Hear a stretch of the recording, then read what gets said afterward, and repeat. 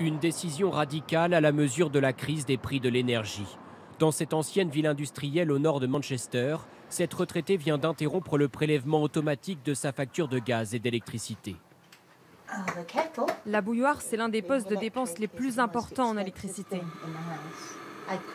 Je n'utilise mon four qu'une fois par semaine, car c'est très cher. Elle affirme ne plus avoir assez pour vivre dans sa maison de 2 chambres où elle est seule. Son revenu, 1000 pounds par mois, 1180 €.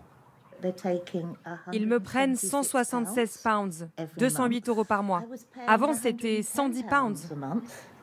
L'arrêt des paiements est temporaire, promet-elle, le temps de négocier avec son fournisseur d'énergie. Je vais mettre l'argent sur un compte bancaire et ils auront cet argent seulement si nous parvenons à un accord. Depuis juin, plus de 100 000 personnes ont signé la pétition du mouvement Don't Pay UK, ne pas payer en français. Un boycott qui doit débuter le 1er octobre, date de la prochaine hausse des prix.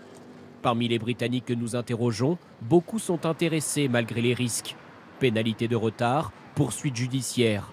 Les coupures, elles, sont très rares. Si on refuse tous de payer, on verra ce qui se passe. Je pense que je vais rejoindre le mouvement.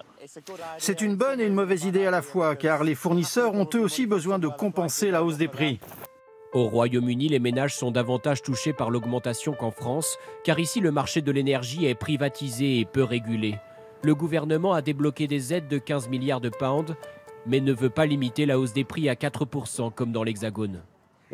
Ça serait possible au Royaume-Uni, mais il faut bien que quelqu'un paye pour cette hausse. En France, ce sont les contribuables, ici, ce sont les consommateurs. Le gouvernement britannique est critiqué pour son inaction qui s'explique aussi par des raisons politiques. Boris Johnson est sur le départ et aucun plan d'ampleur ne sera décidé avant l'arrivée de son successeur début septembre.